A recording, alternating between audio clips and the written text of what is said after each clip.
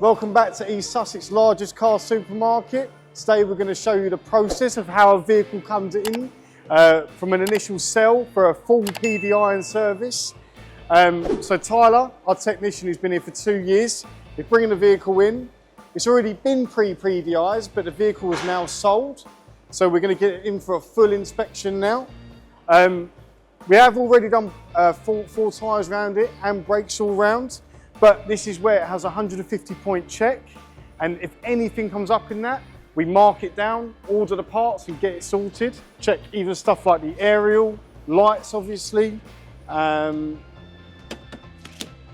is Tyler, our technician, good guy. He's had years of experience as a mechanic. At the minute, he's just checking all the seat belts and all those sorts of bits. We literally check every part of the vehicle. Every single part you can get on this car, we check it, and if there's an issue, we sort it. Tyler? Yes, mate. Say hello to the camera, please, mate. How we doing? Yeah. All right. Tyler, how old are you again? 23. 23, and he's just had a baby as well, so he's a tired man. Yeah, very. But he's always at work, always working hard. That's it, mate. That's it. Good? So we check every last detail down to every window switch, every door lever, everything, literally everything. Down to the screws in the number plates, everything. So check exterior handle, interior handle, no weird noises.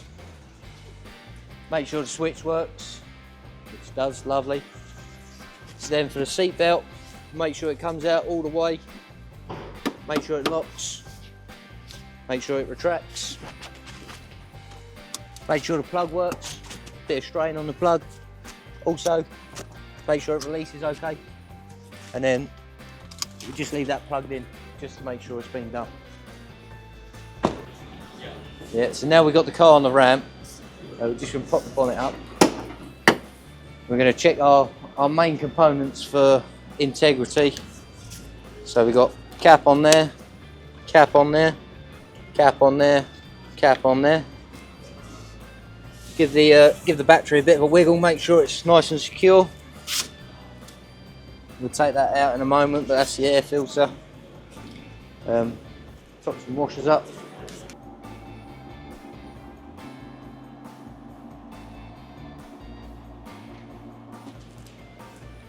Right.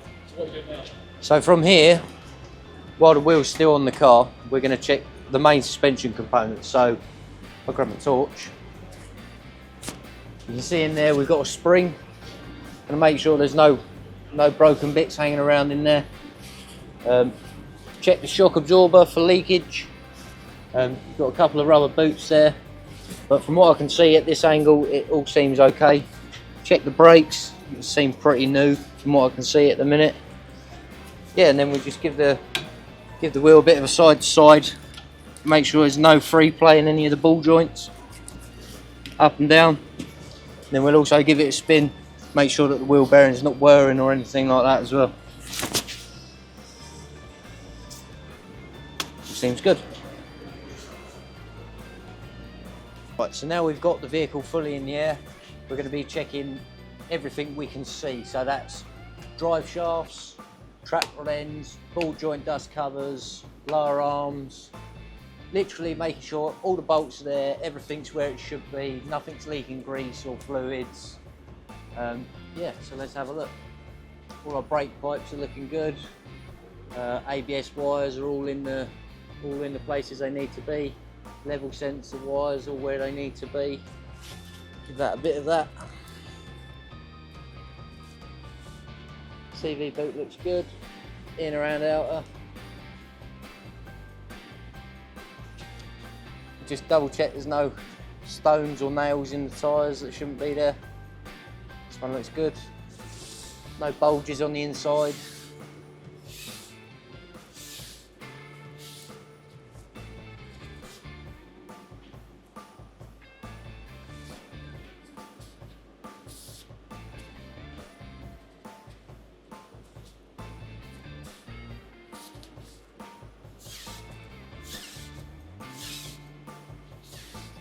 If you come around here, you'll be able to see this.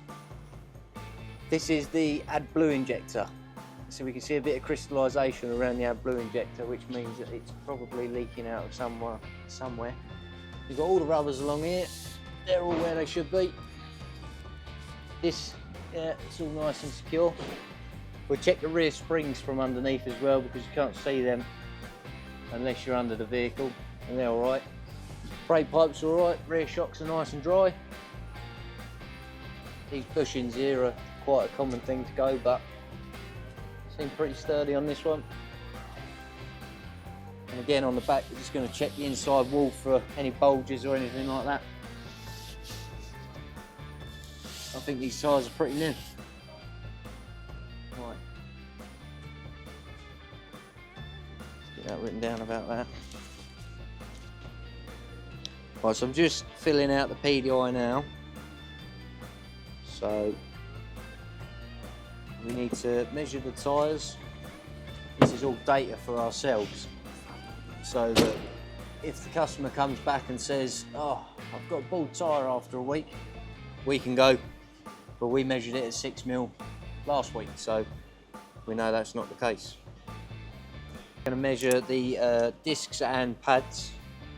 So we use a vernier caliper for the discs with a little attachment on the end, so that we can just sneak it in there and get a measurement that way.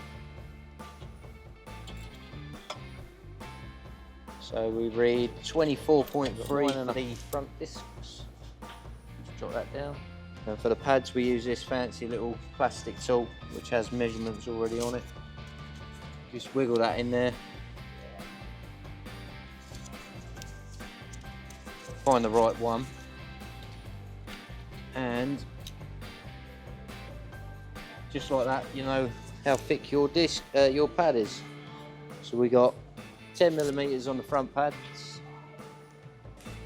Right, so we've just checked auto data, and we need to talk them up to 124 Newton meters.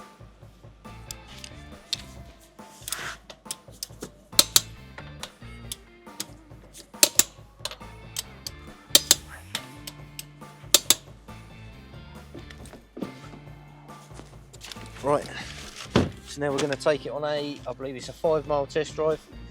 Make sure everything's working as it should be. Check the wing mirrors, make sure they're electronically controlled and working alright. Do that one, just while we're sitting at traffic lights, fold them in as well. So make sure the climate works as well. Got air conditioning on and off.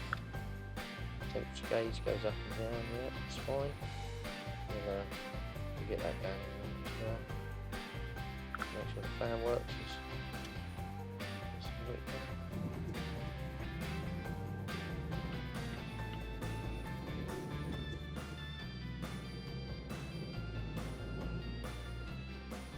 Now Tyler's finished all of his inspection, it goes straight into the paint shop and one of our paint technicians of 30 years will have a good look around it for any dents, scratches, anything like that. It will have a professional mop and polish, which takes about 2-3 hours, and any little scratches that needed paint work or even touching in will get done.